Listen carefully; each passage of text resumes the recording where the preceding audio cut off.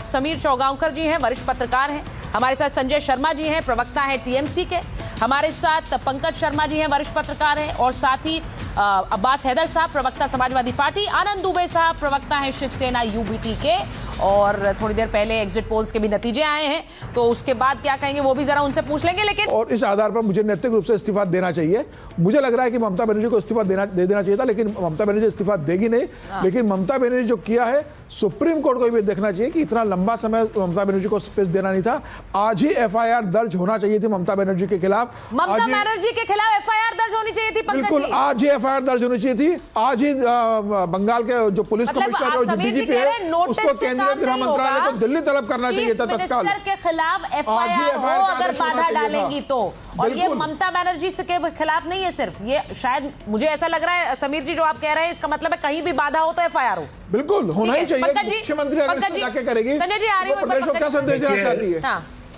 देखिए, दो बातें हैं। पहली तो यह है कि सुप्रीम कोर्ट ने ईडी के अफसरों के खिलाफ पश्चिम बंगाल की पुलिस की जो एफआईआर है उसको फिलहाल स्थगित किया है, रद्द नहीं किया है। इसलिए ममता बनर्जी से इस्तीफा मांगने की बात बिल्कुल व्यक्त की है। दूसरा मुद्दा यह है कि क्या ईडी को ये अधिकार है कि वो सुप्रीम कोर्ट में ये याचिका दायर करे कि पश्चिम बंगाल के डीजीपी और कोलकाता के पुलिस कमिश्नर को निलंबित किया जाए। ईडी मांग कर रहा है कि सीबीआई जांच की जाए सुप्रीम कोर्ट में। तो सवाल ये उठता है कि क्या सुप्रीम कोर्ट को इस मसले पर केंद्रीय गृह मंत्रालय से, कार्मिक मंत्रालय से और पश्चिम बंगाल की सरकार से जवाब दाखिल करने को कहना चाहिए था। ये जांच एजेंसी और किसी प्रदेश की पुलिस के बीच इस तरह की खींचतान बहुत दुर्भाग्यपूर्ण है। इस पूरे प्रसंग ने कई बुनियादी सवाल खड़े किए हैं। सुप्रीम कोर्ट को लग रहा है कि पश्चिम बंगाल की पुलिस ने ईडी की जांच में शायद रुकावट डालने का काम किया है और अगर इस तरह की घटनाओं को नहीं रोका गया तो बड़ी अव्यवस्था फैल जाएगी। सुप्रीम कोर्ट की ये चिंता एकदम जायज है, मगर उसको ये चिंता भी तो करनी चाहिए कि पिछले 11 साल से ये क्यों हो रहा है।